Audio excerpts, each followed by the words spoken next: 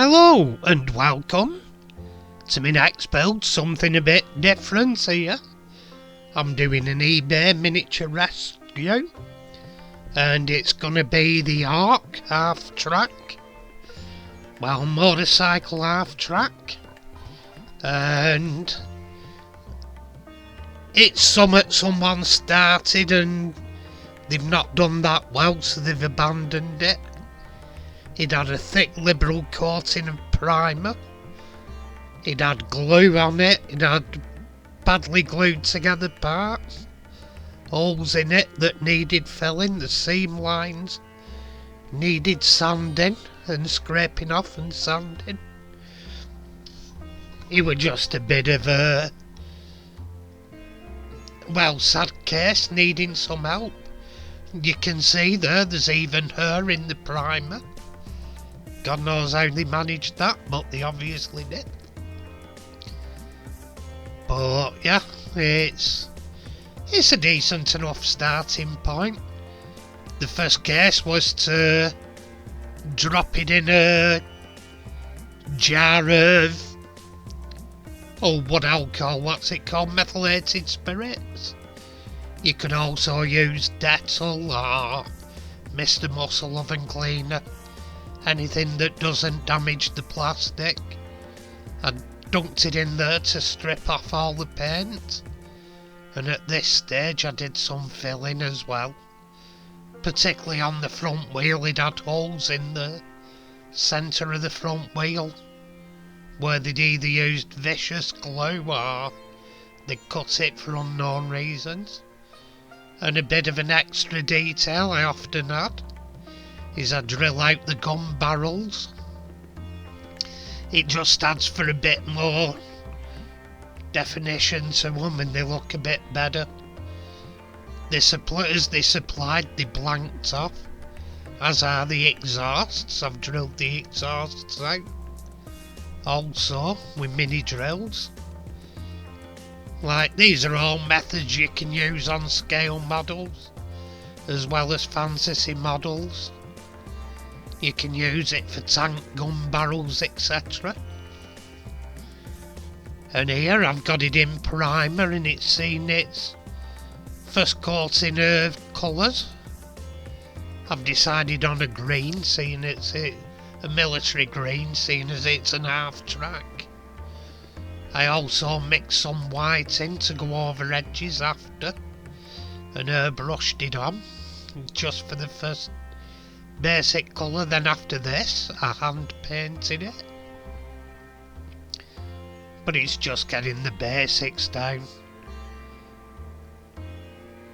And as you can see, before I painted the basic colour, I spray painted it black as an undercoat, and then I zenithal highlighted it with a whitish colour.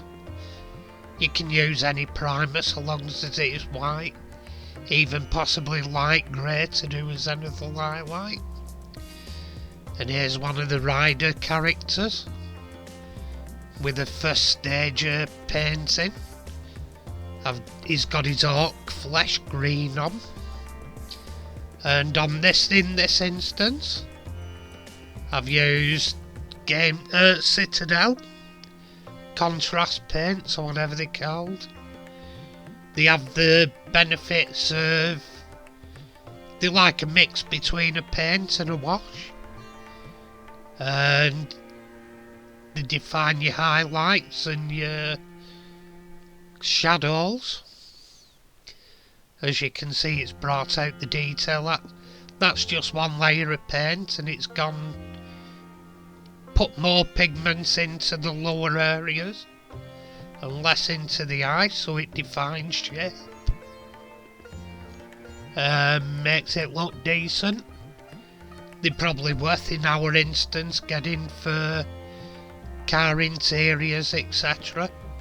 There's one colour that's a dark brown colour, and it'd be absolutely fantastic if you white primered old car interiors and used it as a brown leather. Mind you, there's a red that'd do the same job and define it for a red leather interior. they're well worth investing in. A couple of colours, like reds and blues for 60s cars, and there's black and there's brown, so it's worth investing for leather seats for cars. Anyway, here's a few basic colours laid down and on, not the full colours it finished up in, but you just decide on the main colours you're having.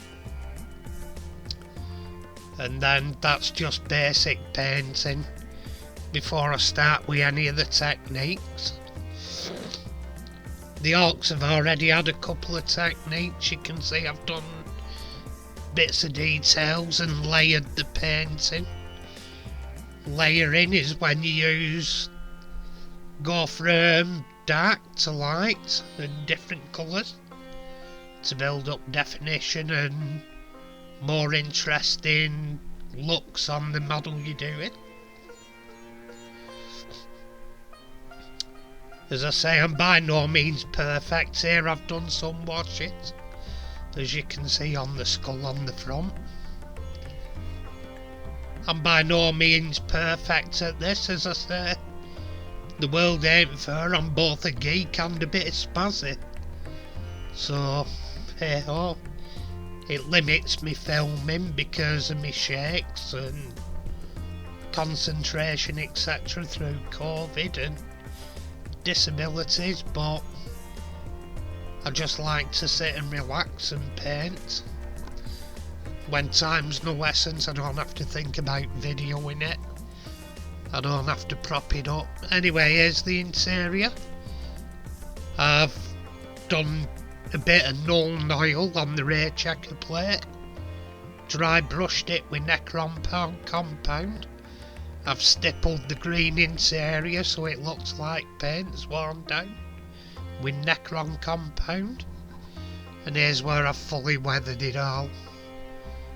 I've used Typhus Corrosion, a Citadel paint that gives you the grain of rust. And then over the top you put orange dry brushing compound, which is Rise of Rust.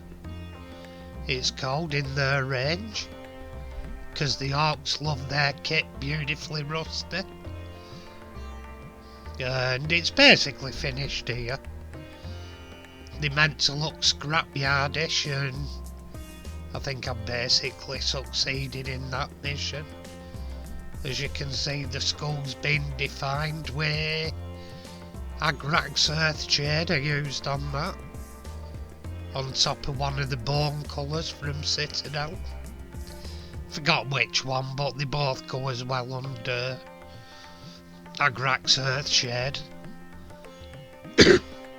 I've also painted the wooden boxes up, and they've been painted with a mid to light brown colour, and then I've used VAO wood grain effect over the top to give you. There was moulded in wood grain, and I could have used a wash, but the VAO paint just gives it that bit of something else.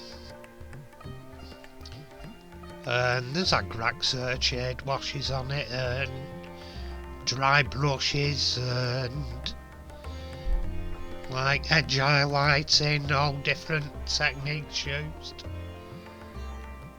just to make it look the business.